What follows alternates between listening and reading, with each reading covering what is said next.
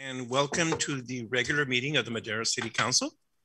Today is Wednesday, October 6, 2021. It is now 6 p.m.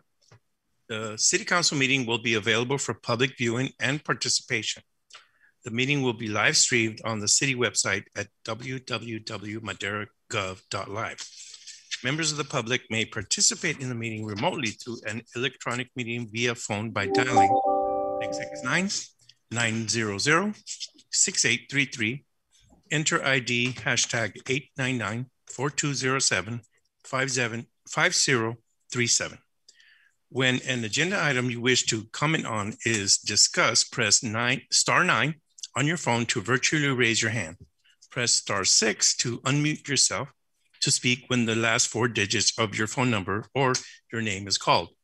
Comments will be accepted via email at citycouncilpubliccomment@madera.gov or by regular mail at 205 West 4th Street, Madera, California, 93637. I now call this meeting to order. Alicia, would you please call the roll? Mayor Garcia. Here. Mayor Pro Tem Villegas. I'm here. Councilmember Gallegos. Here. Councilmember Rodriguez. Here. Councilmember Montes. Here. And Councilmember Evans. Here. Would you please stand for the invocation led tonight by Rabbi Paul Gordon. Good evening, everyone. Creator, we ask for your blessing as we begin this journey to maintain the liberty of our land, the strength of our community. In a time of challenge, give us strength. In a time of divisiveness, give us the ability to hear. Open our hearts and our souls to each other. May we hear the pleas of the community, and may we, from our strength and wisdom, guide them to those things that they need. In your name we pray and ask for your blessing each and every day and place that we walk. Amen. Thank you very much for that. We will now be led by, for the Pledge of Allegiance by Councilmember Stephen Montes. I pledge allegiance to the flag of the United States of America, to the republic for which it stands, one nation under God, justice.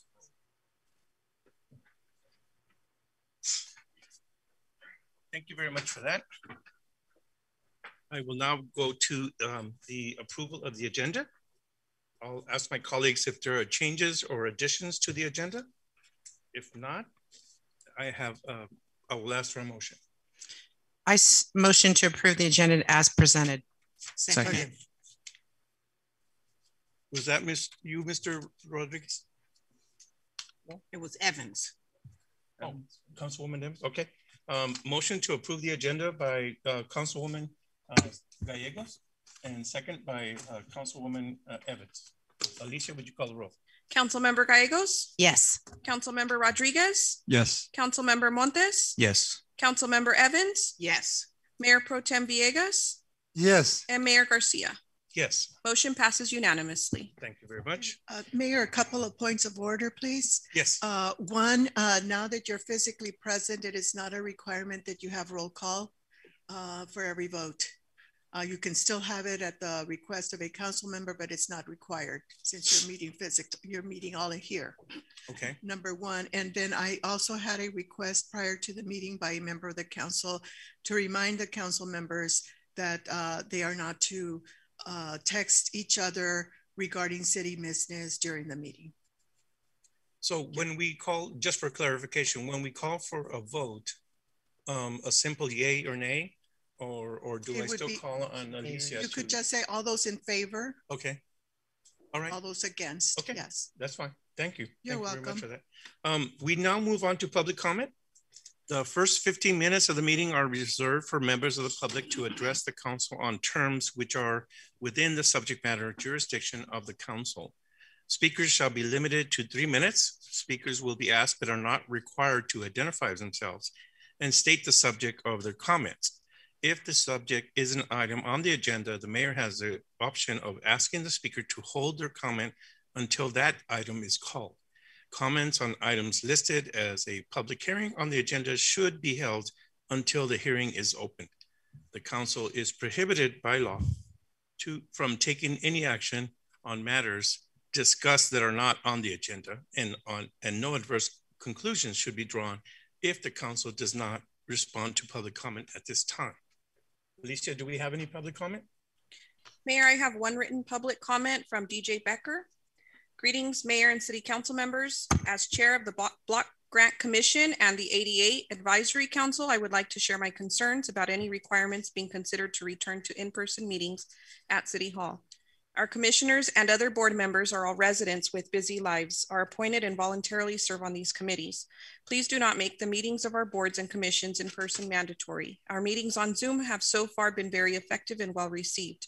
Online meetings also save residents travel time. Residents with disabilities or without transportation greatly benefit from being able to participate from home. Alicia, I believe we're going to be discussing this item under D1. And so we should hold this item until we have a D1 item. Okay, thank you, Mayor. Yes. Okay. And we have no attendees at this time wishing to speak. Excuse me? We have no attendees at this time wishing to speak. Okay. So we have no other public comment besides this one. Okay. Well, thank you very much. There are no written communications. Presentations. We have a presentation from the Department of Public Health. I believe Sarah is in the room. The floor is yours. Good evening. Here I am on Zoom. Yes. Thank you for having me, and good to be with you again this evening.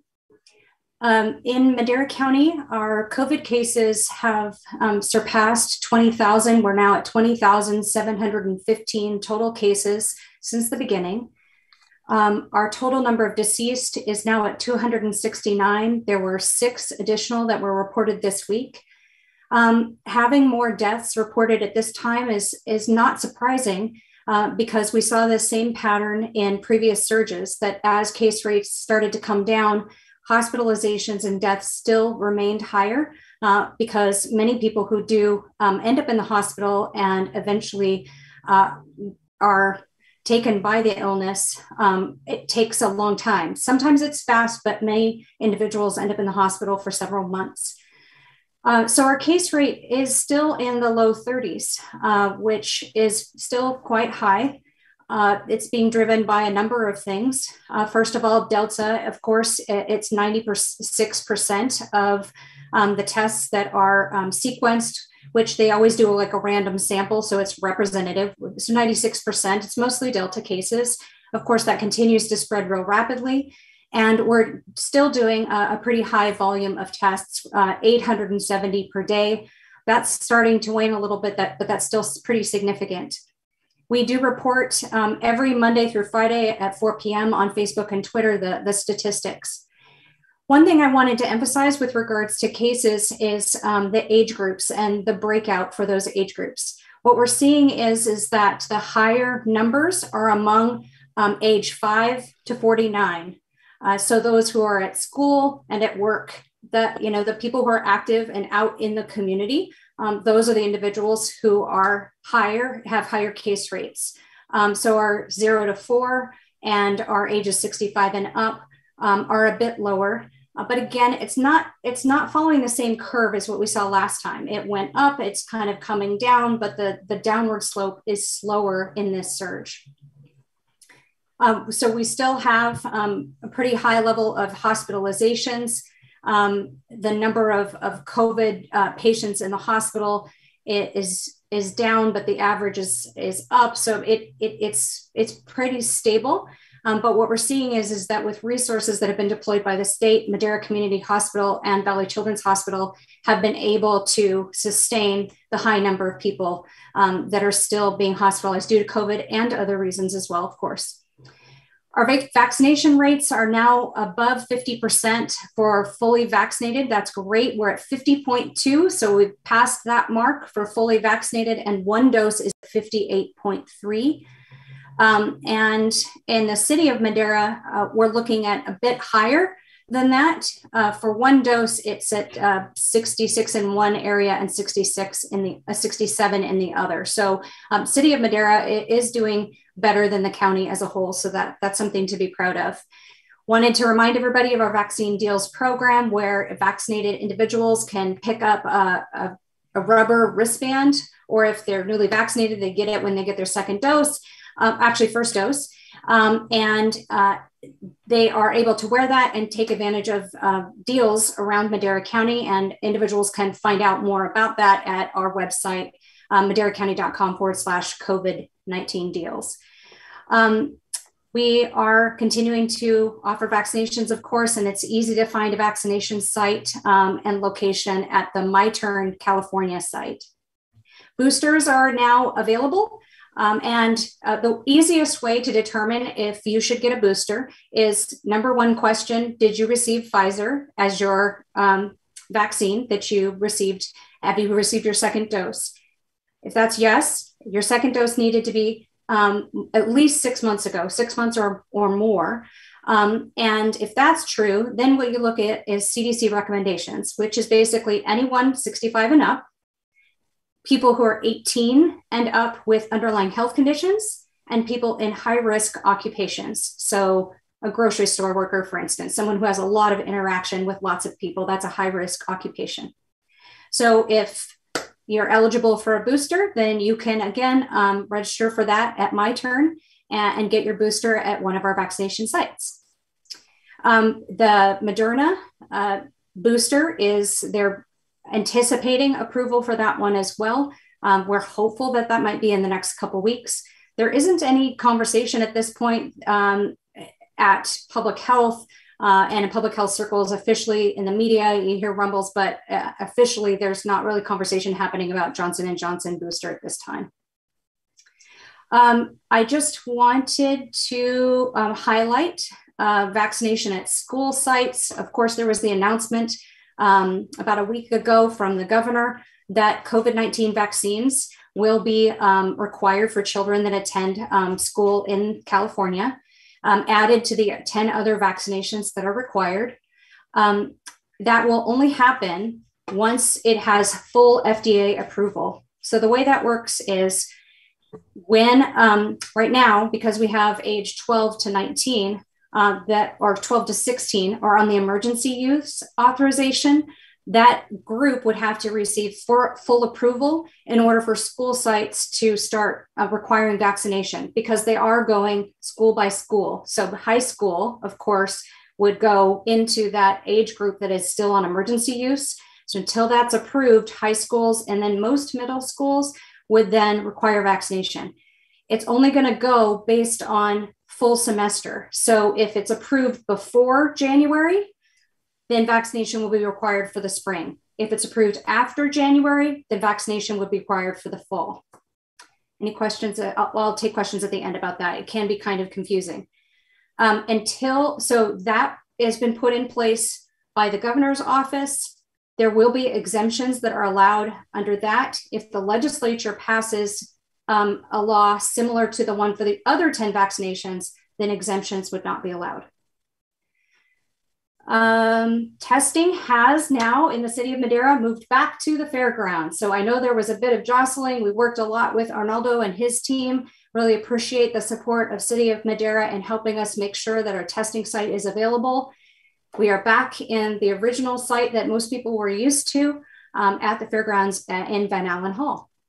That's all I have for this evening. I'm happy to answer questions. I want to thank you for that, Sarah. It's always educational for you to come before us and educate our community about the COVID, et cetera. I just want to chime in saying that I just took the flu shot this week. And I want to remind folks that that's another important component of keeping our community safe. So if you have not had your flu shot, please do so.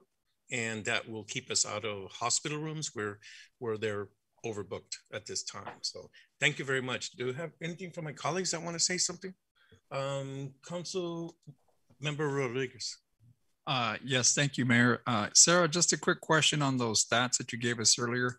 The 269 reported deaths, are any of those associated with the latest strain? You had mentioned that there's more tests that are positive between ages 5 and 49. Is there any indication that any of those deaths are related to any of this new Delta? We are not tracking the strain for every case. Instead, the way that the data is managed in terms of knowing what strain is out there is they do a random sample of the population as a whole. So we're not able to say that individuals who died, that it was the Delta strain necessarily. That is data we don't have available, at least not yet. So it might be something that is pulled together over time and looked at. But sequencing has to happen at the time of test. So going back and trying to find that person's sample is almost impossible. They'd have to actually pull another sample or something like that. So we're probably not going to have the answer to that specific question. Given the fact that it's 96% of the current population, yes, we definitely are seeing cases and deaths due to Delta. And I don't have the breakout of ages in front of me, but it's still following much of the same patterns with regards to risk for acute illness. And we're seeing, of course, more people who are older and with underlying health conditions who are in the hospital and ultimately dying as a result of COVID. And would it be safe to say that the majority of those cases, the death cases, are in that same category, older and underlying conditions? Yes. Okay. Thank you. Our local statistics very much follow the patterns that you see of COVID across. And I just don't have the specifics right in front of me about the cases in Madera that have died. Thank you, Sarah. Councilwoman Gallegos. Thank you, Mayor. Good evening, Sarah. My question is, you made it very clear that you have to wait 6 months for the booster if you had Pfizer. How does that align with if you were to get the flu vaccination? How much time do you need to wait before you go to get that booster after receiving that vaccination? You can get the flu vaccination on the same day. They don't interact with one another. And so it would be your decision. I've talked to various people. I had my flu shot and I had no reaction whatsoever. It was real smooth, the standard soreness for a couple hours in your arm, but I didn't have any symptoms of my immune system surging. Others in our office who also got it, they did have, that second dose of COVID kind of response, your immune system responding.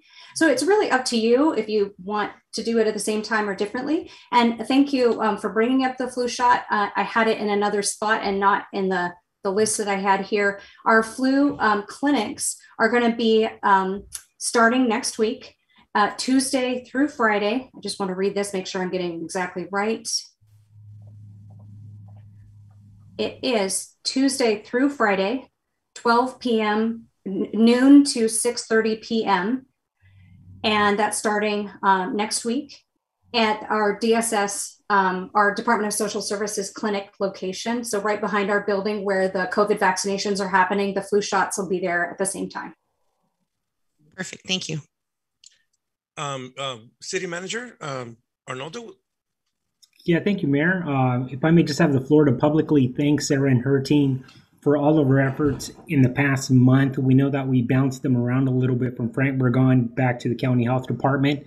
I think it was received very well. My understanding is that we did have a good number of visitors to the Pan Am Center and the Frank Burgon Center for testing, so that's always positive news. On a personal note, my daughter tested positive yesterday. She's 7 years old. And so I do want to thank everyone for their prayers and for their sympathies and for reaching out. Now I can honestly say that I have a full understanding of what families go through in terms of quarantining, making sure everyone's okay. Today I'm in a position of privilege in my life, so I have the space where we can quarantine our kids, but I can only empathize with those families that don't. So with that, Sarah, I want to thank you. I want to thank everyone at Madera Unified School District and all of our city staff. Thank you.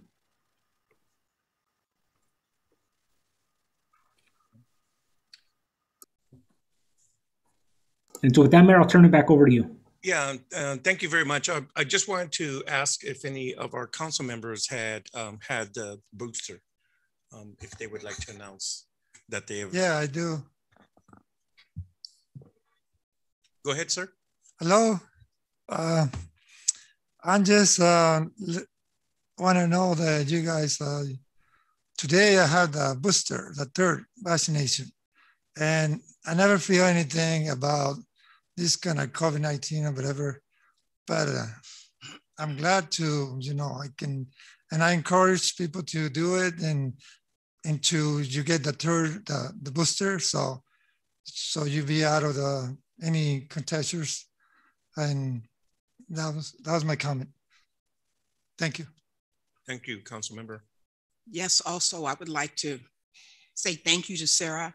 I am in the 65 plus range, and my partner and I both went on Monday and received the booster shot. So I am thankful for that. I have a scratchy throat, but that's not from that. I have other issues, but regardless of that, I'm thankful for that. At least now I know that I'm safe. And I'd advise anyone that is in the range that can go to receive the booster to do so, because we have to protect ourselves as well as we protect the city. And I feel that we here stand for the city. So I just feel that each one of us should do our part to just represent and to do the best that we can for the health of our city. So Sarah, I thank you so very much, and everyone else. Thank you very much, Sarah. Thank you for your presentation. You're always welcome. Thank you very much. We will now move on to a proclamation recognizing Domestic Violence Awareness Month. Maddie, I believe you are here with us. I'm not going to read the whole thing because it's rather lengthy, but I will read the whereas and the now therefore be resolved. Whereas in just one day across the US, its territories, nearly 75,000 victims of domestic violence sought services from domestic violence programs and shelters. That same day, more than 9,000 requests for services, including emergency shelter, housing, transportation, childcare, and legal representation, could not be provided because programs lacked the resources to meet victims' needs. Now, therefore, it be resolved that I, Santos Garcia, Mayor of the City of Madera, and on behalf of the entire City Council, do hereby proclaim October 20, 2021 in the City of Madera as Domestic Violence Awareness Month. Signed this day, 6th of October, 2021. Maddie?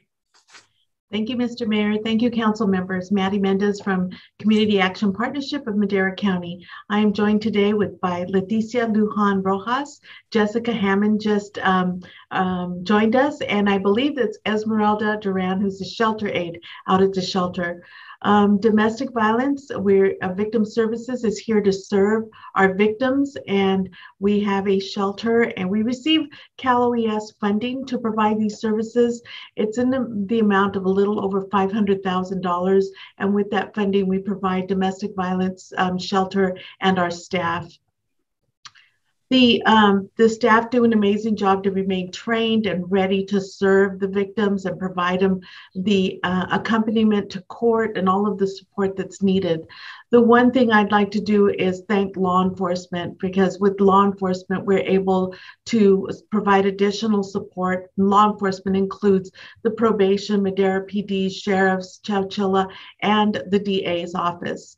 Without their support, we could not do what we do. But the Victim Services Department is one of a kind. These individuals are very dedicated to serving victims, and they do an amazing job. So we just want to thank the city council members for always supporting domestic violence services, for always being aware of where to refer domestic violence victims, and we thank you for your time. I did put in the chat some additional services that CAPMC is providing right now related to rental assistance, and I'm here to answer any of your questions. But we thank you for the proclamation. Thank you, Maddie. Do any of my council members want to mention anything else? Thank you very much, Maddie, and keep up the good work. Thank you. Thank you. You and your staff. We move on to the second proclamation regarding Disability Awareness Month. I believe, DJ, you have this item. Whereas the month of October has been dedicated nationally to highlight the abilities and contributions of Americans with disabilities, and whereas we are strengthened as a society by striving to ensure that everyone, regardless of ability, has equal access to employment, education, recreation, cultural activities, and community life. Now, therefore, be it resolved that I, Santos Garcia, Mayor of the City of Madera, and on behalf of the entire City Council, do hereby recognize October 21st, 2021, in the City of Madera as Disability Awareness Month. Signed this day, the 6th day of October, 2021. DJ? Thank you very much, Mayor, City Council.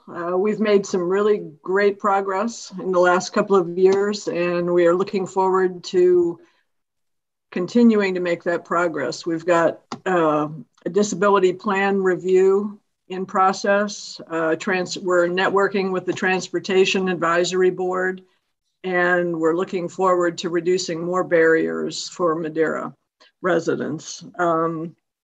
We also have been focusing on increasing awareness with a partnership with the Madera Police Department on our Save the Space campaigns. And we've made some real progress with the parking enforcement and raising awareness that those spots are absolutely reserved and needed. So thank you very much for the acknowledgement, and we're looking forward to another good year. Thank you, DJ. Any of my colleagues want to mention anything? If not, we will move on. Thank you very much, DJ. And thank you very much, Maddie, also.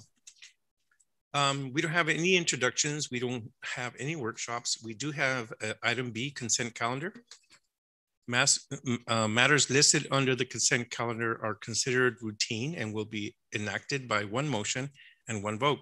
There will be no separate discussion of these items. If discussion is desired, a member of the public or a member of the council may request an item be removed from the consent calendar, and it will be considered separately. Do we have any comment on this, Alicia, from the public? We do not, Mayor, not at this time. Thank you very much. Mark? I will look for my colleagues to make a No motion. comment on Zoom at this time. Thank you, Mark. Thank you. I move to approve consent as presented. Second. Motion to approve the consent calendar by Council Member Montes, second by Council Member Gallegos. All those in favor? Aye. Aye. All those opposed? Motion passes. All righty.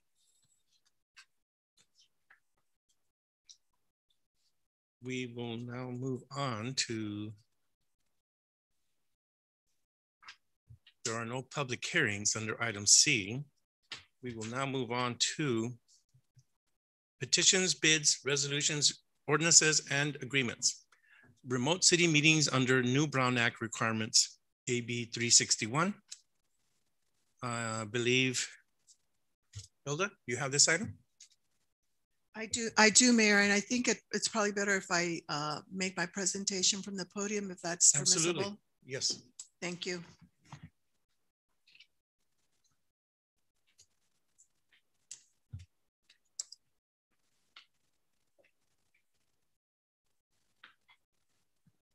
Thank you. So this agenda item concerns the Brown Act legislation signed by the governor, which went into effect September 15th. It's called AB 361. And it discusses how the city may be able to continue to have virtual city council meetings, as well as virtual meetings of your boards and commissions, if this body so wishes. And it would need to adopt a resolution. And there's a resolution in the packet that we drafted consistent with the requirements in the law.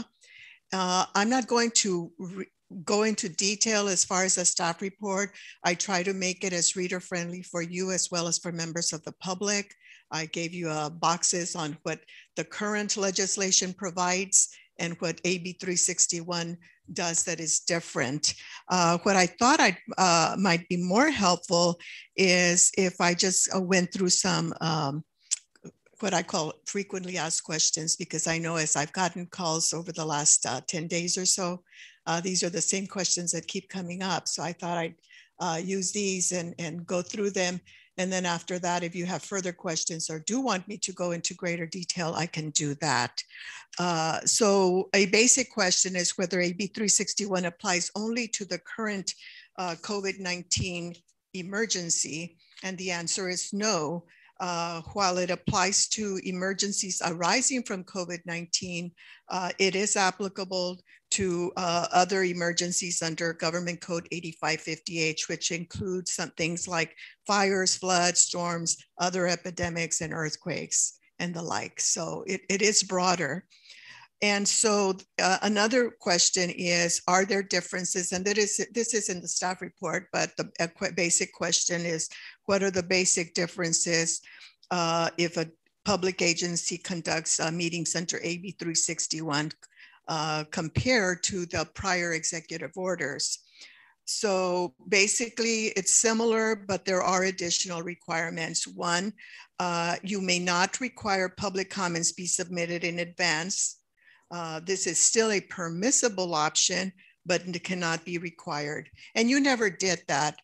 Some of the things that are in this legislation is because other cities in California and other special districts had very stringent requirements. Some of them, you had to only do it by email before the meeting. And a lot of agencies did not read them publicly. I think you did all the things that you were required to do to allow for transparency and to ensure that anybody who wanted to be heard, whether it was by email or through Zoom or by mail, could be heard. And so that's going to continue. The legislation specifically talks about the members of the public being allowed to address the council in real time during the meeting. Again, you have already been complying with that. And third, this is a bit different. And I think we had one situation, I know in a couple of other cities I had this come up more, but in the legislation does say that if there is a technical disruption, because of the internet or something, that any technical disruption to the meeting, you may not proceed. Yeah, you may, and maybe we may want to put something on the agenda that if there's a technical disruption, that we'll take a break until it's fixed. And if it's beyond a certain period of time, the meeting might be canceled. Sometimes you can resume in 5 minutes or 10 minutes. So that's something that we might want to tweak on the agenda. So then the question is, so what must the city do to avail itself of this ability to continue to have some teleconferencing of city council and meetings, as well as meetings of boards and commissions? So AB 361 requires an initial resolution be adopted by the city council, and it is only effective for 30 days. And that's a bit of an onerous problem. It's going to be a problem for you if you do adopt it, because that would mean that if you adopt it at the next meeting, you would have to adopt one for the following 30-day period. You can only imagine for the small cities that have one meeting a month, that really gets crazy for them. Again, the resolution, it's basically adopting that resolution. I was very careful to include all the requirements that are required under AB 361 in the text of the recitals, as well as in the actual decision part of the resolution. So again, if the city does adopt this initial resolution, it will have to adopt a subsequent resolution for a following 30-day period. So then what happens if you decide, if a majority of you decides not to proceed under AB 361? Can you still have teleconferencing? Yes, the answer is yes. The Brown Act has already provides for teleconferencing. However, the requirements for teleconferencing under the traditional Brown Act provisions are much more onerous. First of all, a quorum has to be physically present within the city's jurisdiction. So if you didn't apply this, and all of you would have to be within the city of Madera to be able to teleconference in. The agenda itself that's posted would at the very top say, this meeting is held by teleconference, and Mayor so-and-so, council member so-and-so are attending via teleconference, and their locations are as follows. So your locations are specifically detailed on the agenda. So what that means is that if you are not feeling well and you decide that you really want to be part of the meeting, so you want to be part of this teleconference, you would still have to let people into your home. And I from a personal standpoint, I have had situations where in the past, under the traditional rules, where council members said, I just can't attend, so I'm going to have the meeting at home. And so that person had to publish the agenda, post it, open the door. And I will say that at the next meeting, he did not want to do that, because what happened, it's somewhat funny now that I think back on it, but what happened is that it's a small town. Nobody showed up to the meeting. Everybody showed up to his house. And he said, I'm not going to do this anymore. So that is something that would be required. It's onerous, but it has been helpful. I know at least one of you has participated in a meeting via teleconference, and there is a way to do it, and it's appropriate. And when that's all you have, it is a tool to have. So that's still there. If for some reason you decide, the majority decides not to approve this resolution. Another question that's been asked is whether the city, in this case, may conduct what's called a hybrid meeting with the governing board, in this case, the city council, meeting in person and the public participating remotely. And the answer is yes. The city does not have to, provide a physical location for members of the public. Under the legislation, it expressly says that. However, if the in-person meeting is not open to in-person attendance by members of the public, it has to meet certain requirements. Again, we already spoke about some of them. The public agencies can't require that comments be submitted in advance, the real-time provision, and the no disruption, and taking a break if there is a disruption. So I refer this matter back to council. That's my summary presentation. If you have any questions, I'm here. And if members of the public want to comment, of course, they're entitled to do that as well when the mayor so lets them know. Thank you, Hilda. Alicia, do we have members of the public wanting to make a public comment? Mayor, I have one written public comment. If you bear with me here. And I'll call on you, Mark, in a second. And I'm going to check my email to see if we've received anything else. There's no one on Zoom. Thank you, sir. And I will go ahead with reading the one public comment we have received. Greetings, Mayor and City Council members. As chair of the Block Grant Commission and the ADA Advisory Council, I would like to share my concerns about any requirements being considered to return to in-person meetings at City Hall. Our commissioners and other board members are all residents with busy lives, are appointed and voluntarily serve on these committees. Please do not make the meetings of our boards and commissions in person mandatory. Our meetings on Zoom have so far been very effective and well received. Online meetings also save residents travel time. Residents with disabilities or without transportation greatly benefit from being able to participate from home.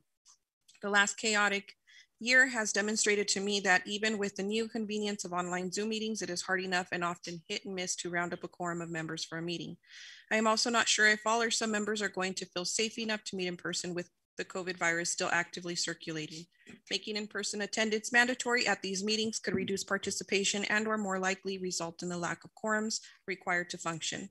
Please leave this important decision up to the individual committees as necessary.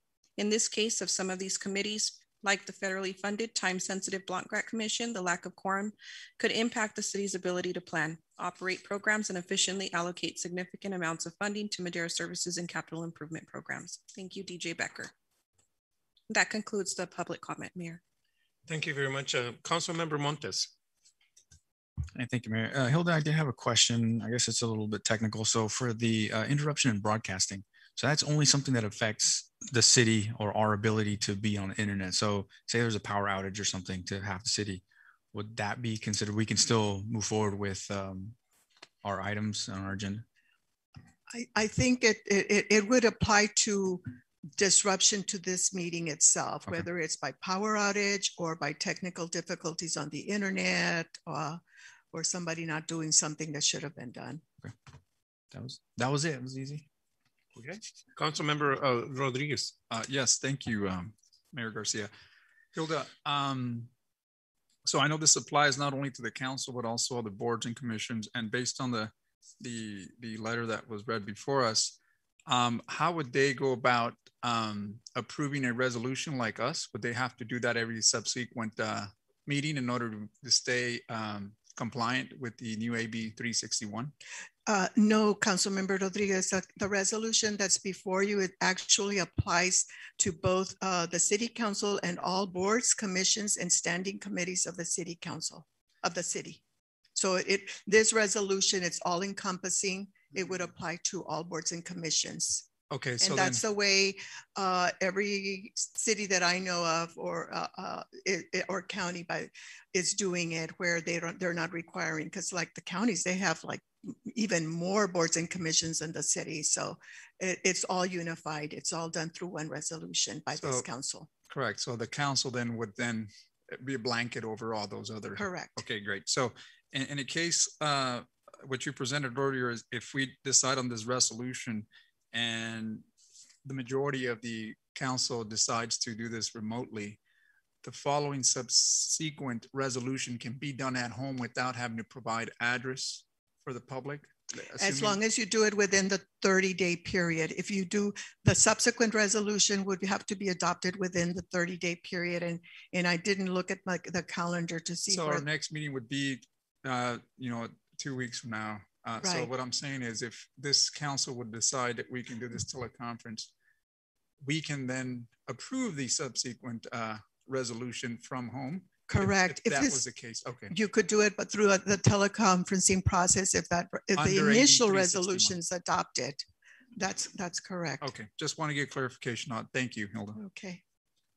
I want to make my comments known here at this time.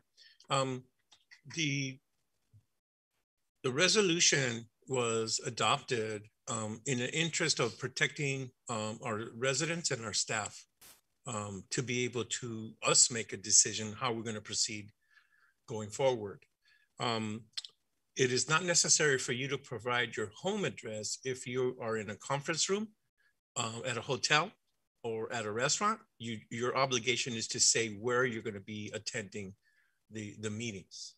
So it doesn't necessarily have to open up the doors to your right. neighbors. You're talking about if you do not adopt the resolution, the rule, that would be correct. I was just using home if you were calling from home and I mentioned a person that was ill. Correct. However, if a person's on vacation or something, sometimes they want to participate in a budget decision. And so they want to call in, and I've had members of various clients call in from airports, but they do have to open the conference room they're in, or the hotel room they're in. Wherever they are must be posted, and the agenda itself that's posted on the internet and physically must also have that address. So, but if you adopt AB 361, you don't do any of that. It would be basically doing it the way you've been conducting teleconferencing under the executive orders of the governor. Okay.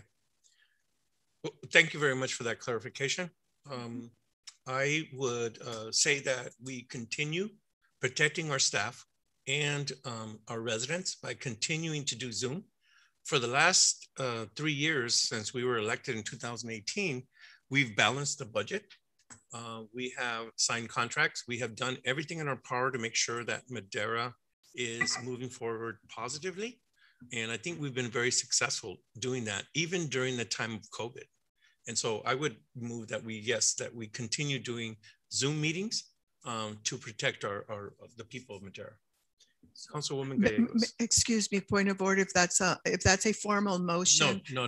This is discussion. You used the word move, so I just want to make everybody aware of what my position is. Thank you very much. Thank you. Councilwoman Gallegos. Thank you, Mayor Garcia. I just feel that we are all here. We're all vaccinated, and we all attended except for Councilman Montez, Aliga City, which there was 2,000 elected officials who we didn't know for sure if they were hopefully negative and not carrying the COVID virus or the variant.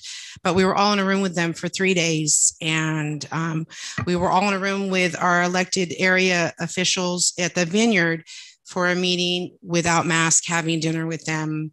And we've sat on boards in person, like the Madera Arts Council, with them at a dais. For me, we were out in the public. We want to keep everyone safe, but we're all here vaccinated. We're all here okay. And I would look to maybe look the hybrid model where the public would still be via Zoom, but here as council members, we would still come and attend and show our residents that we are the leaders that we are in the city and that we show up for these meetings to be here all united. So those are my comments. Councilmember Montes. So yeah, thank you, Mayor. I would concur with Councilmember Gallegos. I think, I think I've stated my position in the past where, I don't know, I like being able to see people's faces when we have the conversations, and you kind of get a better grasp of what's going on. Body language plays a large role in our nonverbal communication and helps out. A lot of boards and commissions, other boards and commissions that I'm on are in person. They do have an option for people to Zoom in. And for me, I didn't attend the League of Cities conference. It was in person, not because of COVID reasons, just for other reasons. And I wish I could have attended. I understand that there's a lot of information there, and I would have probably benefited from it. So for that reason, I think that we can do the hybrid model where we're here. I would prefer that we would let the public come in, as long as we can do it in a safe manner. I can't actually reach out and sneeze on you guys or touch you guys or anything. So just want to point that out. We're taking, I think, the appropriate safety precautions. Everybody's vaccinated. I would encourage the public, and maybe that would be something that we can do to say, hey, if you want to come, you have to have your vaccine. It might not be the most popular thing, but that would be another way to entice people to get that vaccination. You want to be rewarded by coming to a council meeting. You got to have your vaccination card. And those are my comments, Mr. Mayor. Councilwoman Evans. Oh, sorry. Yes, I heard on the news prior to coming how Los Angeles is now ordering that in order to even go into a building, that you must be vaccinated. And if you don't have the vaccination card, you're not even allowed in. So for me right now, being the first time sitting here, this is nice. We're all vaccinated. And I do like the fact that we do not have the public in. So this is considered the hybrid where they're not here. But for us to be able to look at each other and to have expressions, I truly believe that this is the way to go for right now until, things are better. And because everything is moving forward and because of the variant and those types of issues, I just feel that the public can do as they have been doing and remain out. But we as council stand for the city. And I feel that that's something that we should continue to do. So that's my talk. Thank you. And just for clarification, if you were to adopt the resolution allowing for the AB 361 process, again, it would apply to the council and all boards and commissions.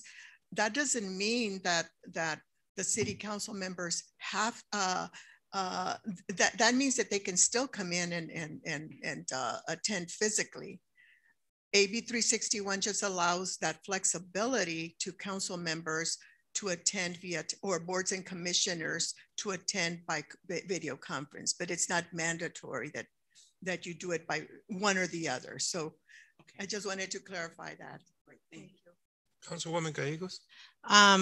If there's no more comments, I don't know if Councilman Rodriguez has a comment. Go ahead and make a comment. Mr. Councilman Rodriguez. Yeah, thank you, Mayor. Again, to your point, Hilda, it looks like this resolution would allow us the flexibility of doing so if we want to go that route. I think that, other commissions that I sit at, we also had this brought before us, I think before the end of the month, and we also adopted a teleconference. So just to be clear, this allows the council to decide if, hey, I'm not feeling well to be in person, but I can certainly go out from my home like I've been doing and do it teleconference and be able to participate via the comfort of my home because I'm not feeling well, correct? That is correct. And also allows for all other commissions, boards, committees, and what have you that are under the city council, correct? Because if we don't adopt the resolution, then we're just back to what we were before, correct? If you do not adopt the resolution, then all of you have to attend in person, and all boards and commissions have to attend in person unless you abide by the more stringent requirements of posting the agenda and where you are, et cetera. Yeah, I certainly wouldn't be in disagreement of not having. I think it's having flexibility is good for us.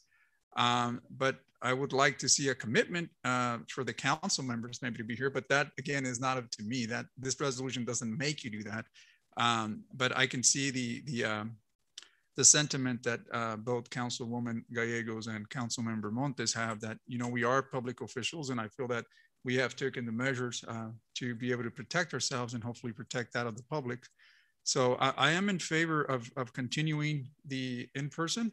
However, I do want the flexibility that if something does occur with not only any board member here or any other board member that serves under any commission, can also take that flexibility. I mean, I think this is why this was brought into place last minute, is because of the cases that are still out there. So I am not in opposition of approving the resolution, but I am in favor of attending live if we have to do it here. So those are my comments, by the way. Thank you, Mr. Mayor. Thank you, sir. Councilwoman Gallegos, I believe. Yes, thank you, Mayor. So Councilman Rodriguez, I do agree with you. And I have been one of those that had to teleconference for a budget meeting and posted at my hotel on the door of my location and the address. It wasn't, I would say for staff, it was just trying to communicate that address and the location for that meeting. So if somebody was ill on this commission and this board that couldn't make it, they would just have to post and go through the process on the agenda where they were going to be a 24-hour, correct? Or 70, what is the? That is the distinction. It is 72 hours 72 for regular meetings that the agenda would need to be posted. And sometimes when you're out taking a trip or you're going to be away, it is easy to do that. If you do become ill right before a meeting, that means you're not going to attend the meeting. Right. And we've had that. A lot of us haven't been here for meetings because of that reason.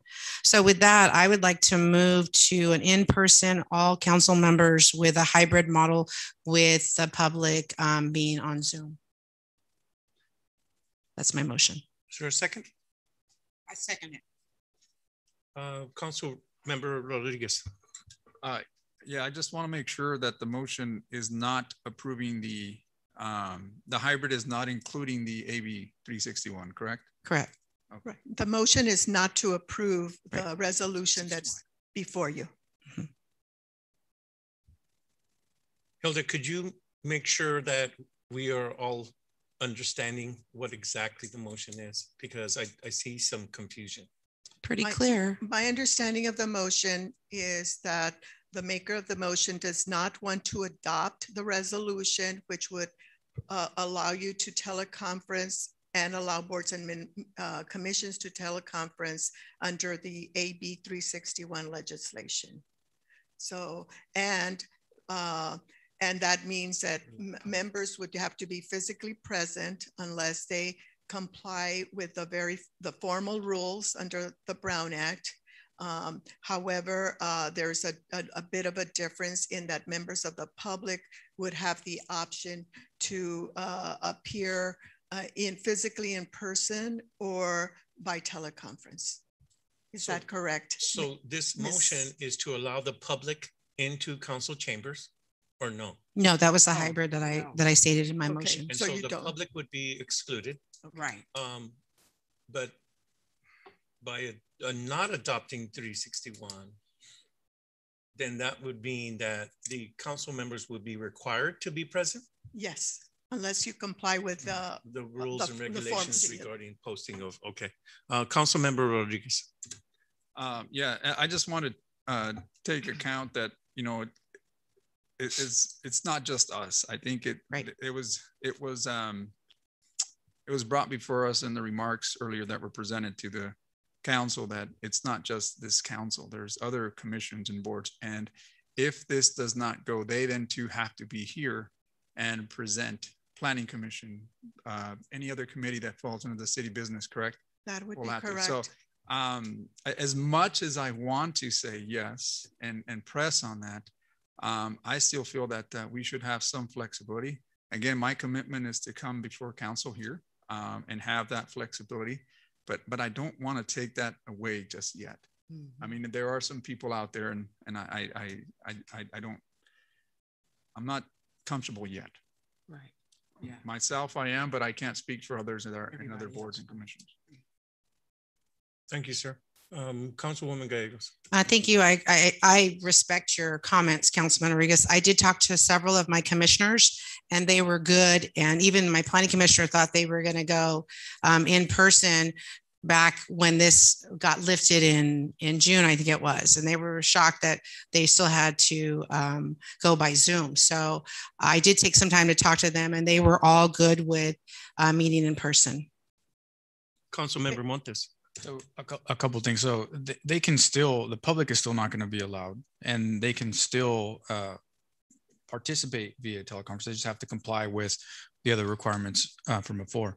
Another question would be if the meeting is posted that it's going to be at City Hall, do they have to be in this chamber? Because I see a lot of staff is participating. They're probably physically here. Some of them are physically here, but just not in this room. I mean, that would still be allowed, permissible, right? I'm sorry, when you say they, who are Staff. you talking about? Talking about staff. I mean, the commissioners would be required to be here unless they're posting from somewhere else. But I mean, you don't physically have to be in this room, do you? If you do not adopt this resolution and you do not meet the formal requirements under the Brown Act, you do have to be present at the meeting place, which would be the chambers, or if there's a special meeting room that boards and commissions meet in, that would be where they would meet. There was something else, but it'll come to me. Right. But they do have the ability to participate remotely, just with a few more requirements of posting. When you say they, who do you mean? Who anybody, any commissioner or board member, or commission, right, other than ourselves. Well, yeah, they do, but you know, I have to put it out there. It's very rigorous, it's onerous, and it's not that easy to do it, especially when you have many. The way it has generally worked is you'll have one person once a year, once or twice a year that does it. But if you're going to have many persons doing it that way, you could have, you know, 9 commissioners, 9 at 9 locations. These are just theoretical, you know, scenarios, but it is more difficult for your boards and commissions to meet by teleconference under the what I'll call the traditional rules versus the AB 361 rules that are before you. Go ahead, Mr. Montes. And hopefully this is my final question. No matter what happens today, we're going to revisit this in 30 days. Yes, within 30 days. So, I mean, I say we move forward, and if we get a lot of complaints, we move forward with the motion. If we get a lot of complaints, or we find it very difficult, then we're gonna have to revisit it in 30 days, no matter what. That's you know, another thing that maybe we can get some numbers on in the future. What's the cost going to be to continue? I mean, I know the initial research is probably where the bulk of the cost is, but after that, just bringing it back, is it going to be kind of cookie cutter? Hey, do this, okay. It'll be pretty much cookie cutter, and I have spread the cost among all the clients. Thank Although you. Madera's are higher because you request more. Say that. I have to be candid. Councilwoman Evans. Yes, okay, so let me ask you this again. I just need to be clear. I understand that we will be here in council, in chambers, under the AB 361. Under right? The AB 361, you may or you may not. Okay. Under AB 361, you have the flexibility to just call in at the last minute. Okay. Under AB 361, you can come in. Okay. And many of you it sounds like many of you will continue to come in. Okay. But without AB 361, you do have to follow the stricter rules. Right. Okay. Also, for the public that has the different conferences, things of that nature, will they still have to, are they allowed to continue with their Zoom meetings if this is something that they so choose to do, or will they have to meet in person as well?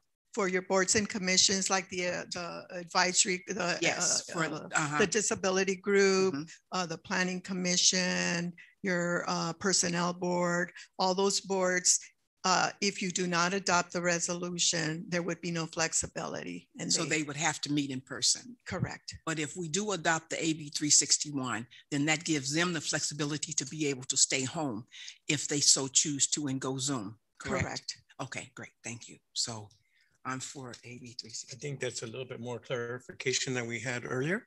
Yes. Does anyone else of my colleagues want to make any comments? I just want to make sure that I'm going to vote against the motion, and I want to adopt 361, giving. Mayor, there's a motion on the floor in a second. I understand that, but we're still in the public comment. We're still in the comment. And so I want to make my comments. And my comments are that I'm voting against the resolution because I want to give our members on our boards and commission, where there's a lot of people that we ask to sacrifice their personal time for.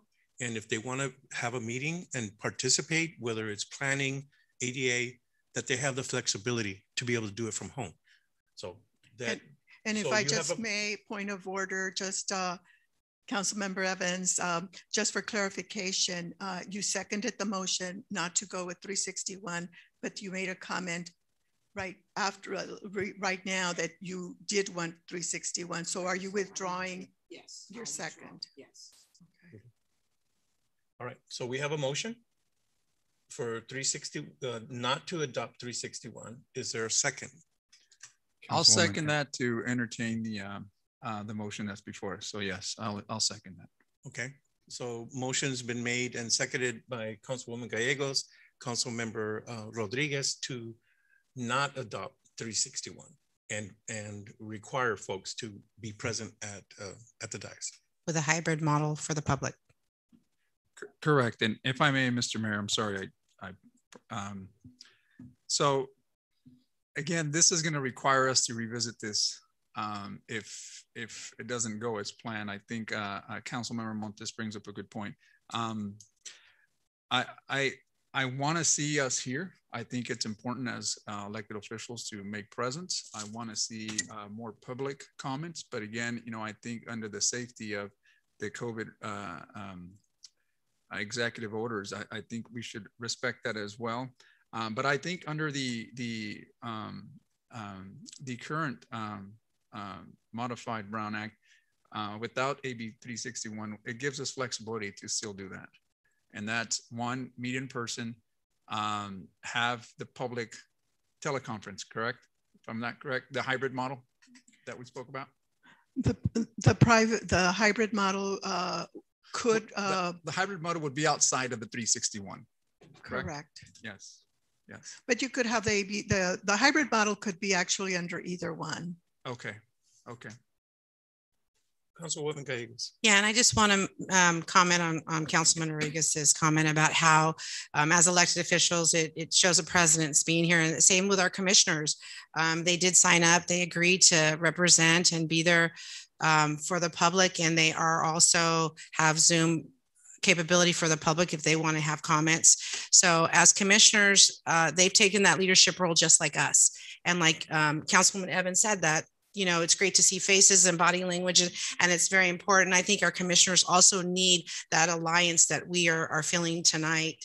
I think that would be very positive for them also. Thank you, Mayor. Thank you, Councilwoman Gallegos.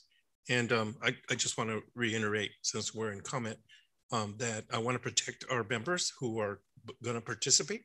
And so I'll be voting no on your resolution.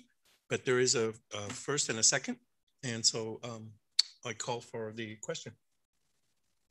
Do you want roll call, Mayor? Yes. Mayor, did you want roll call or just voice or just all? Well, you said that we would do yay or nay, so we can do roll call, sure. No, it's up to you. I wasn't sure. Sorry. Lisa, could you call the roll, please? Okay, before we do that, I'm sorry, I'm just confused. I'm sorry. Hey, No worries. okay. Are we voting now for AB 361 or we're voting against it? Okay, well, With a hybrid model. okay. Alicia, could you call the roll? And is there any more comments? Because I want to make sure that we understand what we're voting for. I just want to make sure that there's no confusion. So, at this point, there's a motion to not approve 361. With a hybrid model. Okay. And that would require everyone on the council and the boards and commission to be present if we vote yay on this. Okay. All right. So Alicia, could you call the roll? Councilmember Gallegos? Yes. Councilmember Rodriguez? Yes. Councilmember Montes? Yes. Councilmember Evans? No. Mayor Pro Tem Villegas? No. Mayor Garcia? No. Final vote 3-3. So at this time, I'd like to make a motion that we approve 361 with a hybrid model of having the public conduct meetings and be participants in via Zoom, and also any board or commission member who wants to participate in our meetings be allowed to by doing Zoom. I make that motion. Councilmember Rodriguez. Yes, before you make that motion, or that second, I'm sorry, Mayor Garcia, Hilda, question for you is if that motion fails, what then? If the first motion fails, it's permissible to make a motion on the item before you. Yes, so if that motion fails, then? If the second motion fails, then that means it fails and you cannot initiate the AB 361 process. That means you would revert back to your traditional meetings. Gotcha. Because it's a tie, and so the motion passes. So that means AB 361 requires an affirmative vote by a majority of the council. Okay. So we have a motion is Councilwoman Gallegos. Yeah, I would just want my colleagues who did vote no just to express. I heard Mayor Garcia express why he was a no, but I'd like to have my other fellow council members express reasons why for no when they sit on boards and go in person already. Councilwoman Gallegos, as I mentioned to Councilmember Montes before, we can discuss. Mayor, I've had other colleagues call me and we've discussed it. So yes, I didn't call anybody by name. I just asked for my council members to give their input. I understand that. The request is permissible and the response is not required. Correct. Right. So well, I'll respond. For people to defend their positions on a vote at any point in time. I think it's defending. I think it's just discussion. Councilwoman Evans. Well, as I understood it with AB 361, that we would still be able to come in and participate here in chambers, correct? Correct. But that would keep everyone else out. Am I correct or not? Well, either way, part of it, you may want to participate physically, yes, but you're not required to. Okay. But you're not required. But that's AB 361. Okay. Well, then that's fine with me then. So I stand on that. Councilmember Montes. So again, to clarify, even if AB 361 does not move forward, people do have the option to not participate in person. They can still do that. The requirements are a little more stricter. They're stricter. They're much stricter. I recognize that. My experience has been that a lot of people don't have a problem. The boards and commissions, maybe the public might be something different, but the public, either one of these, the public is not required to be here. Or are they permitted to be here? Right? Pardon? Or are they permitted under to the be AB here? 361, they would, under the resolution before you, it would only, they would not be. They would. So either way, so I think, it's a matter of, okay, we do have some more requirements to post. And if that becomes an issue, but I haven't had anybody, with the exception of the one comment, I've actually had people comment to the contrary. They want to be here. So, and that's why I'm going to vote to try it out. Again, we're going to, no matter what, we're going to revisit this in 30 days. So I want to move, I'm going to be voting. Well, I think I'll vote when I vote. Councilmember Rodriguez. Yes, thank you, Mayor Garcia. I will point out this because I think it's something huge to note is that when we took executive orders to do the meetings via Zoom, I know that a lot of public comment did drop off, and some of my colleagues might have not experienced that, but we did have a room full of people and interested in making public comments, and some participating, others just listening to that. Since the Zoom meetings, I don't really keep an eye out to see how many of those folks are still present in our Zoom meetings, but I do know that it's very important that as public officials, we get to see that once more. I can't tell if the safest time is today, tomorrow, but at some point we will have to continue that. And this is why I feel comfortable that if we can protect ourselves by having these plexiglasses and allowing social distance measures such as distance and wearing masks if you have to, even staff, making sure that they're protected, providing them all the safety that's needed, then I think we can resume regular meetings and not avoid this any longer. I think if it comes down to where there's an executive order that mandates that we do this teleconference again or Zoom, then I think at that time we'll take those appropriate measures. But now I think it is important. I like the fact that if we can try this, and if we have a lot of uproar from the public, then maybe, or maybe from the Department of Health, or maybe even the governor's office, then we come back and revert back to what we're doing with the Zoom. But now I think it would be appropriate for us to move forward on the standard way of doing business here at the city. So that's my comments there. Thank you. Councilwoman Gallegos? Yeah, we meet 3 times a month. Our commissioners meet once a month. I think a lot of us are really striving for normalcy right now with everything happening in our country, and getting back to business is exactly this. So I appreciate the comments from all of my colleagues tonight, but again, I am gonna still push that we should all be here because that's what we took an oath for when we took this position. Thank you. I myself am voting against this motion because I believe that we can be here. I have no problem being here in this room and having the public contribute via Zoom.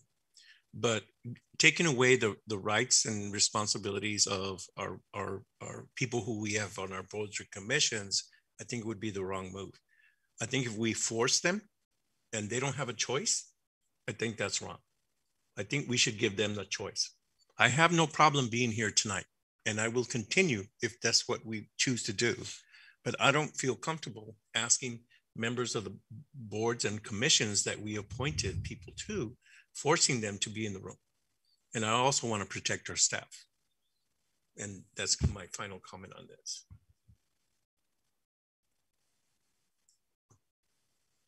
We have a motion and a second. So I made a motion to accept 361 and do the hybrid. I second. Any further comment? Okay, Alicia, would you call the roll, please? Councilmember Gallegos? No. Councilmember Rodriguez? No. Councilmember Montes? No. Councilmember Evans? Yes. Mayor Pro Tem Villegas? Yes. Mayor Garcia? Yes.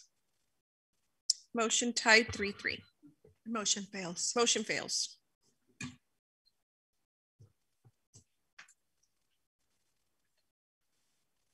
Well, if before you sit, please, could you let us know what we're looking at our next meeting? How we're going to proceed?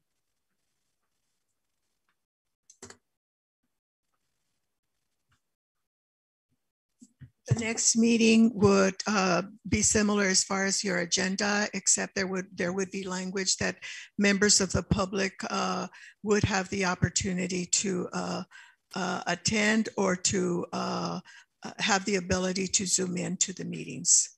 So staff would ensure that that all the facilities, et cetera, that are ready and the Zoom numbers are available for members of the public. Thank you very much. We will now move on to item E, Administrative reports, Cannabis Ad Hoc Committee. Arnoldo, I believe you have this item. Yes, thank you, Mayor. Hopefully everyone can hear me okay.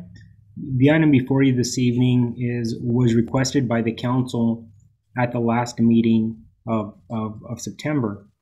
Council may recall that there was a motion that was adopted by the council to add the composition of the Cannabis Ad Hoc Committee to the next agenda, which is this evening. Currently, the Ad Hoc Committee is comprised of 2 members, Mayor Garcia and Councilmember Rodriguez. At the last meeting, there was a fairly decent amount of discussion in terms of the status of cannabis in our community, and how does the I believe I'm going to attempt to capture it correctly, that the council wants to move the item forward. However, there's differences of opinion in terms of a couple of key items. And with that being said, this item is being brought back before council for discussion this evening and for further direction. There are a couple of key items that are left to be unresolved by council. Two of the I'll call them of the key items would be the 600-foot distance requirement from sensitive uses, specifically County Country Park, which is a community park, and the second item would be the approving authority for vertical cultivation or vertical integration / cultivation. And so with that, I will turn it back over to the council for direction, unless Hilda would like to add anything at this point. Thank you, Mayor. Thank you, Mr. Rodriguez. I just want to clarify that you articulated the key issues that the council still has to grapple with concerning cannabis. However, the only item on the agenda for tonight is to consider the composition of the ad hoc committee. Councilmember Montes. Thank you for clearing that. But the ad hoc would be able to talk about all things cannabis, correct? Right. So I just want to continue the conversation from last time, or the motion from last time, and propose that new ad hoc be established, or new ad hoc members, and that being comprised of myself and Councilwoman Evans. And again, for the same reason I mentioned last meeting, it seems for whatever reason there's been a stall, and we want to get this moved forward. And I think the rapport that Councilwoman Evans and I have, I do feel that we'd be able to get something forward, or a conversation moving. It's not a guarantee that anything's going to happen, but I would like to have, or to give us the opportunity to do so. We may surprise everybody. I second that. Councilwoman Gallegos, did you have anything else to say? Oh, no, that was from last time. Okay, I'm sorry. Councilwoman Evans? As far as being on the ad hoc, I thank you very much, Councilmember Montes, but I am going to withdraw. I feel that who we have on now, I'm confident with both of them. I just feel that us as a body right here, we need to come together, and we need to try to resolve whatever issues that there are and move forward.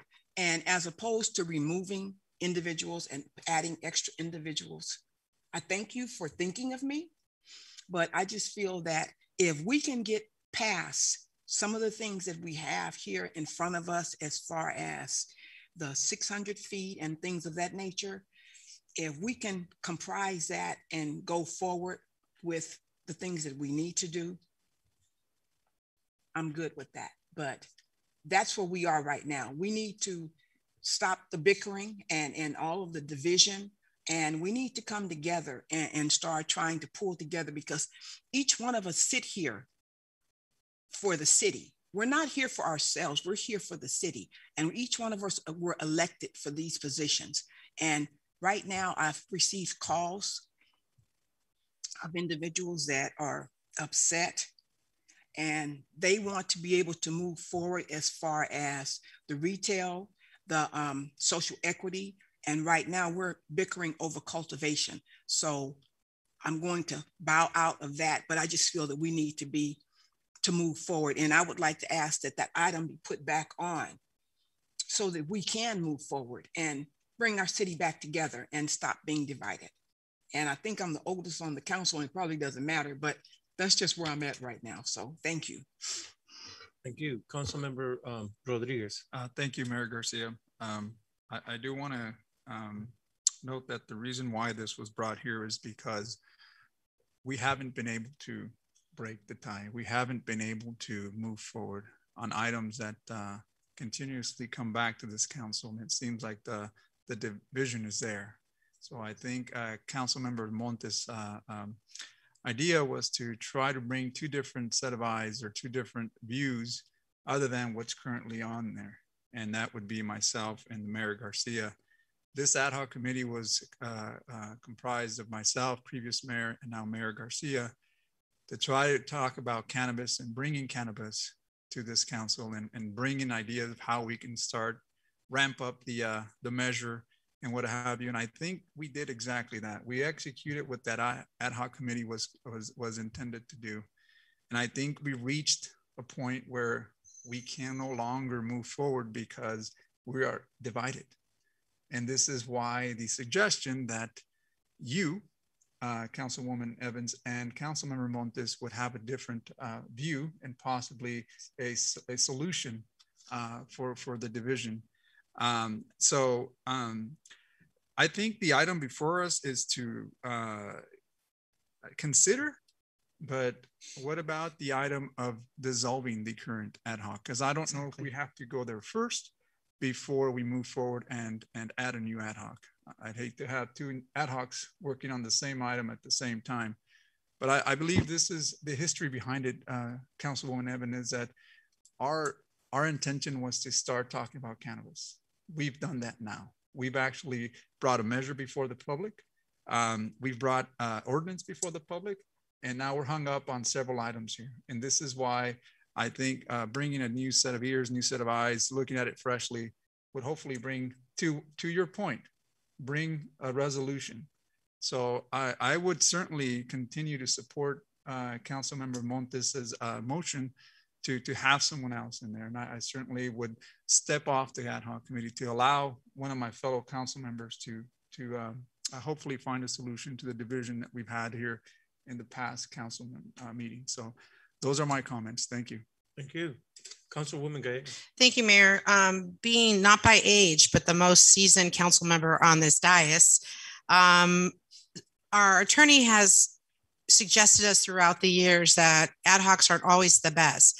So at this time, like Councilman Rodriguez stated, that why do we need an ad hoc committee when we've already got cannabis on the table? Is it possible just to bring to this whole body any information that has to do with cannabis, and that we all hear it all at once and we make those decisions all together, and not two that come back and then have had decisions made without the rest of us knowing really what's happening? So maybe that would be a motion that I would want to do after this motion is passed or not, is to dissolve the ad hoc committee and just bring everything to this whole body of council members and we make the decision together. Thank you. Councilmember Montes. That's a good point. You threw me off my game. Thank you. So I did want to respond. I think it would be a good opportunity to have the oldest, and you said that, and the youngest. I know you can't tell by looking at me, but I think I'm the youngest one up here, right? Yes. I think there would be a couple of people would be You're confused. less seasoned. I'm close. Right? You're less seasoned. But again, it's not about disparaging anybody and saying, hey, you're not doing a good job. But I think it is about getting those fresh eyes. And for that reason, I want to change up the ad hoc because it would expedite the process. I mean, I do appreciate that, if we do have to bring it to council, and everything will come to council, and it'll be a council decision. But if we can change the composition of the ad hoc, I think getting fresh eyes on it would help out and help expedite the situation. And some of the upset people, because I'm getting calls too. I think everybody's getting calls. And we do need to move forward with, whatever we're going to move forward with. And I think this affords us the best opportunity. And again, beauty and age and youth will help get that. Say beauty forward over there. You said not here. Yeah. So I think for I that have reason no we problem should. with that. Can we have a ruling there, Hilda? She's okay. Councilwoman said she's okay with that, right? No, I didn't say that. See, that's the age talking. I didn't say that. Right. It is better not to. Okay, Yes, right, yes, right. definitely. Thank you. Thank you. Councilmember Rodriguez. Yeah, I just wanted to clarify. I know a comment was made by Councilwoman Gallegos that Hilda is a big fan, but I think on the contrary, I No, don't it's think on the she is. So contrary. I would love for you to expand on that if you can, Hilda. But I just want to clarify. I think you meant to say that she's not a big fan, and that's what I understood. I apologize. The ad hoc committee only meets to discuss issues regarding cannabis at this time, right? This ad hoc committee. And it is not a ruling body. The Madera City Council is the ruling body. And it's not the ad hoc committee. Ad hoc committee can meet every day for the rest of the year. And it has to come back. Any recommendations has to come back to the city council. And it's the city council that makes a decision. So this notion that we need to change up the ad hoc committee in order to move forward, to me is not the case, because whatever the ad hoc committee does, they'll have to bring it back to city council for approval or disapproval. And that's just what I want to say. Councilwoman Gallegos. Thank you, Mayor. I'm glad you said that comes back to the council and at this body makes that decision. But I think Councilman Montez, his point was just fresh eyes. And we do that in the educational system. When there's struggle and there's divide, we put a couple more people that have fresh eyes, and the rest of us that are veterans kind of just step back. And I think that was a good point that he brought across. And so I will thank him for bringing that to our attention.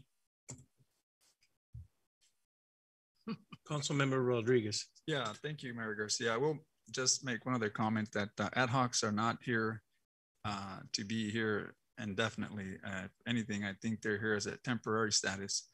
And I think we have to recognize that if an ad hoc committee has served its purpose, then there's got to be termination, or there's got to be an end to that.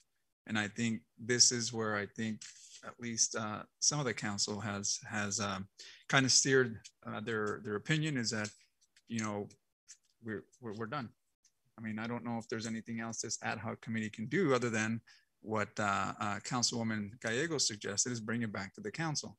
We do hear from cannabis industry. We do hear from cannabis news. Our job as an ad hoc committee is to come back and relay the message or relay the information and give our opinion as an ad hoc, but not necessarily decide on what's going to take place. So I think we've served the purpose of the ad hoc. I think I like the idea of possibly allowing, again, Councilwoman Evans and Councilmember Montes and just revisiting the items that are before us that we're stuck on, that we're divided on.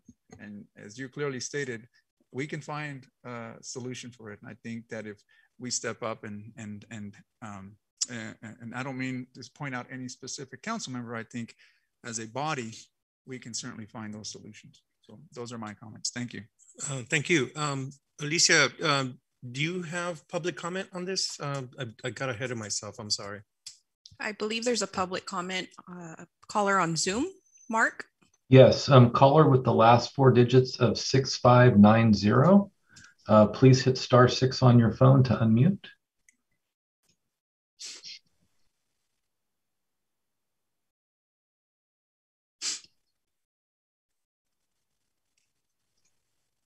Caller 6590, please unmute. You're allowed on 3 minutes on public comment.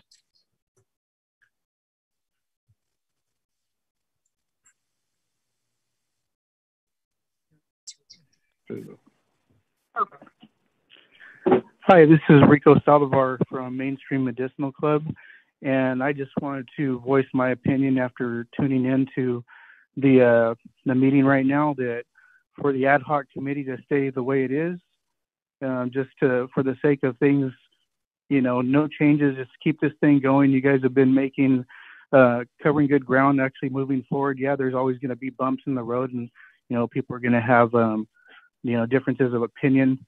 But if this is going to set things back even longer, just wanted to state that, we would rather things stay the same and just keep things moving forward with the current committee in place. As a side note to that, our potential medicinal club business is having an event this Sunday at Rotary Park for the kids. And I would just like to I'd like to introduce you all. Caller? I'd like to, yes.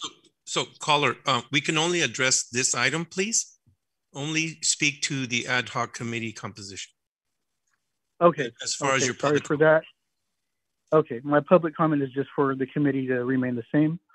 And I appreciate the time. You guys have a nice evening. Thank you.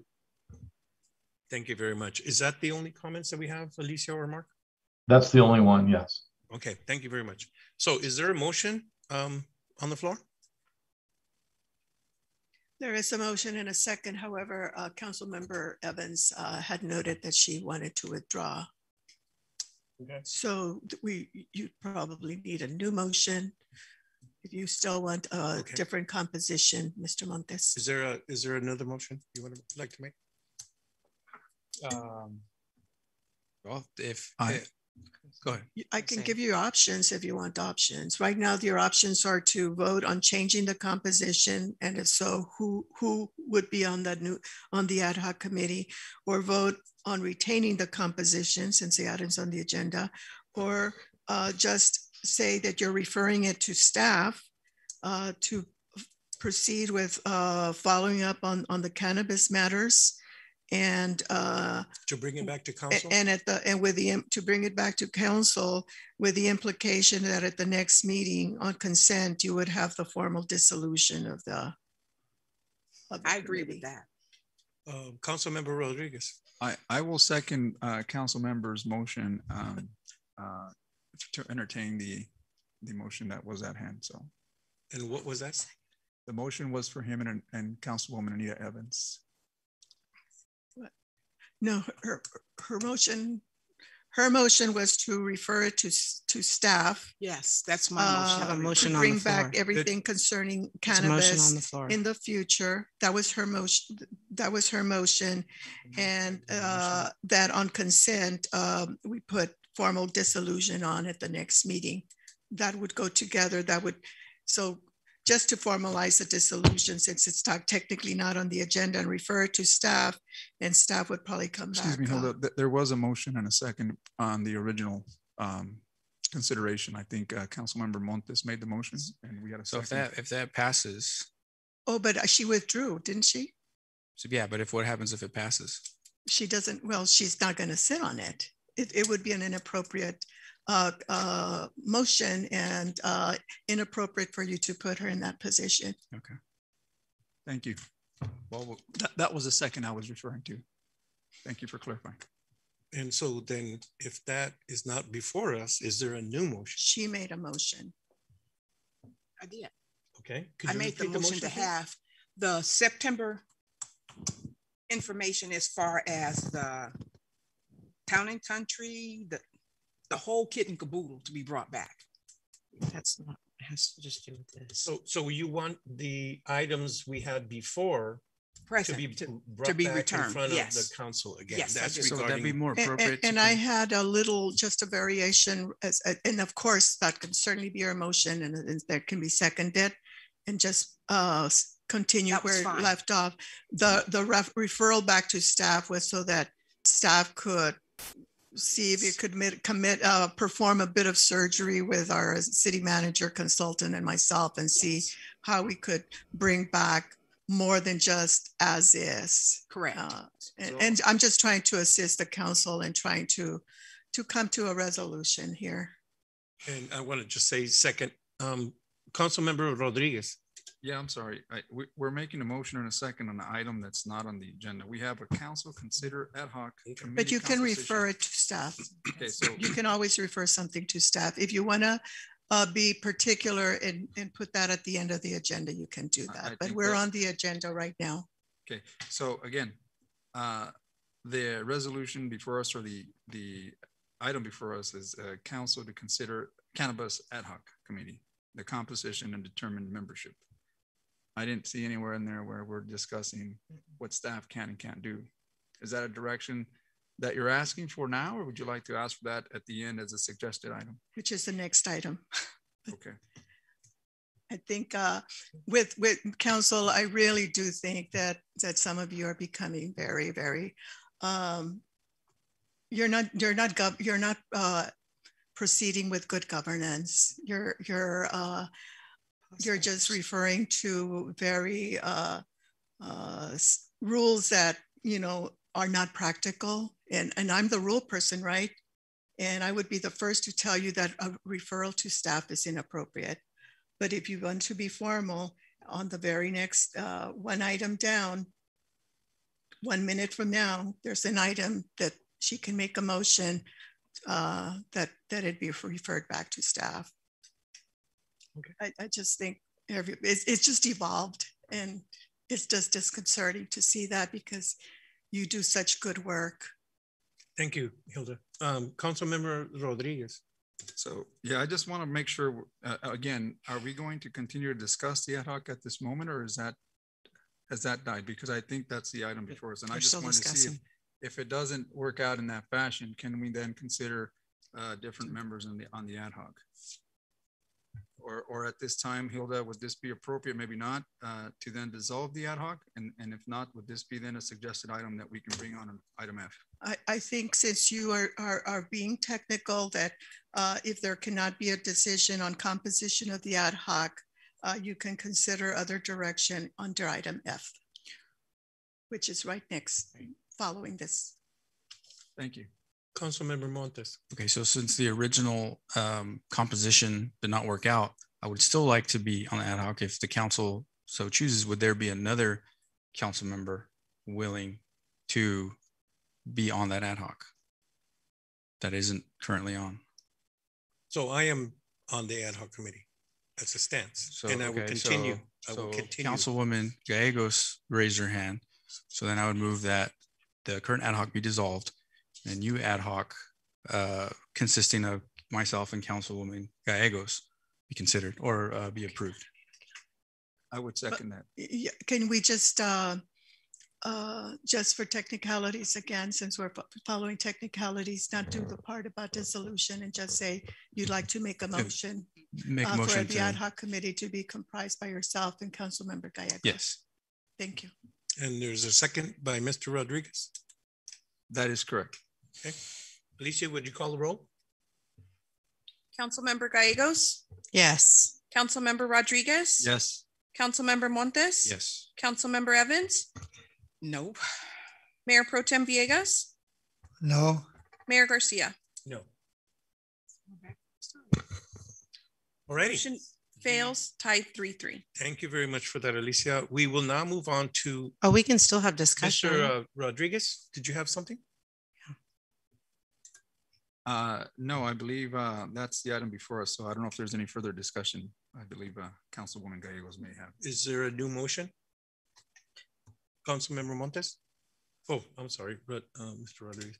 Councilwoman Gallegos. Not just a motion, just discussion. And we talked about here, we're divided and we need to work together and get this moving. And here we still are at a tie. I don't think we should move on until we come up with a solution for this E1. So with that, I'd like to motion Councilman Montes and Councilman Rodriguez to be on the ad hoc committee. I'll second that. Motion has been made and seconded by Councilwoman Gallegos and Councilmember Montes. Alicia, would you call the roll? Councilmember Gallegos? Yes. Councilmember Rodriguez? Yes. Councilmember Montes? Yes. Councilmember Evans? No. Mayor Pro Tem Villegas? No. Mayor Garcia? No. Motion fails 3-3. We're an embarrassment. Is there any further discussion on item E2? You have a button. Excuse me. Oh, Councilwoman Gallegos. I move to disband the ad hoc committee and bring things to the whole body of council. Second. Motion by Councilwoman Gallegos, seconded by Councilmember Montes. Alicia, would you call the roll? since we're following the rules, you could do that. You could put that on the next agenda. Okay. Okay. Thank you. So are you talking about item F? Yes, she could Bring it put to that F, on the yeah. agenda, request that something like that be placed under item F as proposed earlier by other council members. Okay, thank you. Okay, so we're done with item E1.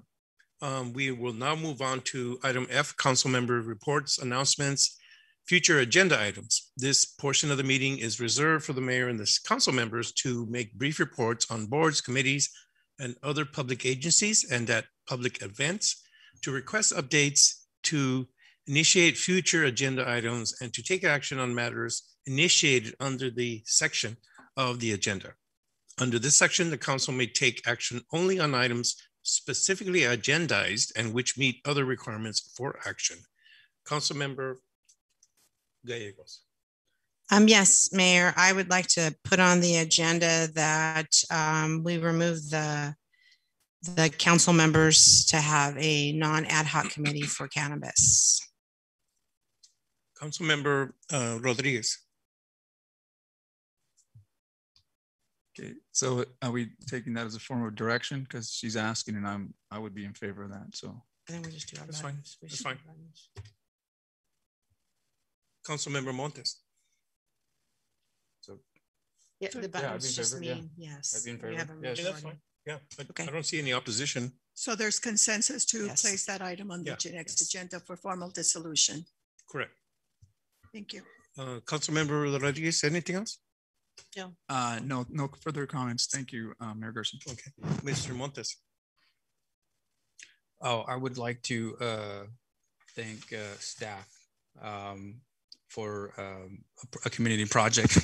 I'm sorry, I'm a little discombobulated. For their hard work, a lot of the community members reached out on some security measures and the pedestrian paths in my district, and I believe in the Councilwoman Evans' district as well. And I would, again, the hard work that they put in, they were able to wreck some of those measures that, I'm gonna be honest, the community was calling for a long time. Councilwoman Evans and I worked on this stuff to get it to move forward. You know, we get pressure and then we put pressure on staff. So thank you for bearing with us and thank you for bringing that to us. Also, thank you to staff for allowing us the opportunity to ride on the in the fair or on the fair in the old parade.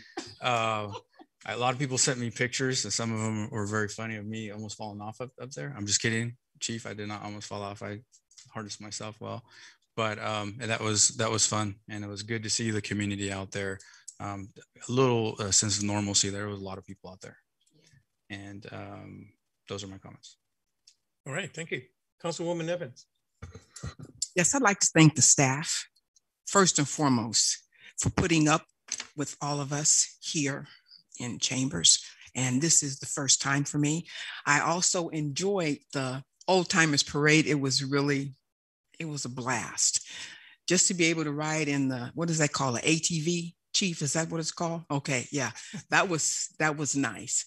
I also enjoyed League of Cities, to be able to sit down and to see a different side of the council members.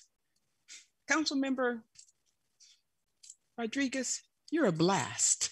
Yeah, and I thank you and I enjoyed you as well as Councilmember Gallegos sitting here next to me. Mayor, it was a very interesting learning experience.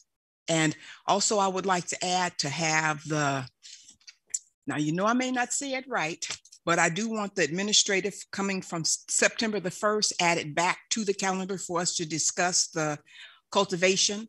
Is that, and I can do it now? Okay, very good. So I'm asking for that to be put back on again for us to make the vote on that. And that's it for me. Thank you. Evans, may I make a request of you? Sure. Could you allow the city manager and the consultant and myself to work and bring it back as soon as possible, but not necessarily at the next meeting, so that we have something more than just the same agenda item? Yes, that would be great. Thank you. And I'd appreciate that, because we need to get this passed so we can bring Madera back to where we need to be. So thank you very much. Is there consensus with that? Yeah, I think so. I think so. I think we're okay with that, right? Okay. So do the other council members know the process for that? I don't know if you would probably inform them of the process that we have when we bring items up on council member reports. Okay. All right. And so typically in order for us to bring something forward under item F, we usually give a thumbs up or we make our approval. We voice our opinions, so then we're good to go. So I think we're good to go on this item. Councilmember Villegas. Well, I just want to say thank you for the all-time parade. I was in the horse. I don't know if somebody seen me or not, but I had troubles with the horse first, and then I had to move to a little horse. But that was fun. That was fun. And also, I want to comment about the League of California Cities. Learn a lot to apply with myself, and I'm ready to apply for the CD little by little, and whenever that time is appropriate to do it. That was my comment. Thank you. Thank you. At this time, I'd like to ask everyone who's in attendance to please pray for Arnoldo's family, and so for them to recover, and that they are going to be good. I would ask everyone to please say, take a moment to just say, we wish you well and your family too, that you be blessed and you be healed. It's very, as a member who has been in the hospital due to COVID, I feel very strongly about this. And I've also had family members pass away from COVID. So at this moment, I'd just like to ask you for consider Arnoldo's family. Councilwoman Gallegos, did you have something? Yes, Mayor, I didn't get to finish my comments. We moved on to Councilman Rodriguez. So I just had a couple of things. I want to do a shout out to Nick Salinas for the Old Timers Day Parade. A lot of planning went into that, a lot of cancellations because of things that were happening with a lot of students and the Rotarians out there painting the streets and changing the route. Great event. The city needed it. So I appreciate all those efforts. One last thing is I'd like to commend the chief and getting out there and reaching our community and letting them know that National Night was going to be canceled for the safety of our residents, and that we look forward and we're going to be stronger and watch out. We're coming for everybody next year on N&O. So thank you for that. Councilmember Rodriguez. Yes, thank you, Mayor Garcia. I too was under the impression we were given direction, so that's why I said no further comments. But I just wanted to also note the League of Cities that was put to us in Sacramento. I think it was a great experience, not only for myself, but for all the council members. We certainly had an opportunity to go to these breakout sessions and learn a lot about governance, learn about cannabis, learn about legal, the economic growth and what have you. But I think overall, a lot of us here walked away with a lot of good information, and certainly something that we can use here collectively to try to make our city better. So I did have a blast getting to know some of the council members here that I don't think we had an opportunity because of COVID. But overall, it was great. I learned a lot about council member Artemio Villegas. He was not kidding about dressing up in a charro suit, and I got to see him. So appreciate the fact that you were out there. Really great to see that you have that spirit. Shows a lot for our community. And again, all of you that were in attendance, I really appreciated your company. So thank you again. And I want to thank staff for putting us through this. Not forget our city clerk that made all the arrangements for us and also participated in all the events that we did. So again, that's to further not only our growth, but her growth and staff's as well. So thank you again. Thank you very much for that. Seeing no further comment, Hilda, would you please take us to closed session? Thank you, Mayor and Council. You have 4 items on closed session. First, conference with labor negotiators under Government Code 54957.6, agency designated representative Arnoldo Rodriguez and Wendy Silva, employee groups, general bargaining group. 2, conference with real property negotiators under Government Code Section 54956.8. The property is one parcel, APN 035080026. Agency negotiators Keith Helmuth. Negotiating party is Jason Sanders. Under negotiations are the price and the terms. 3, conference with labor negotiators under Government Code Section 54957.6. Agency designated representative Mayor Santos Garcia, unrepresented employee city clerk. And finally, conference with legal counsel, anticipated litigation, initiation of litigation under Government Code Section 54956.9D4, one case, City of Madera versus High Speed Rail Authority. Thank you very much for that, Hilda. Thank you very much, staff and members of the public who have joined us in our meeting. We will now move into closed session. Thank you very much and good night. Thank you, Captain.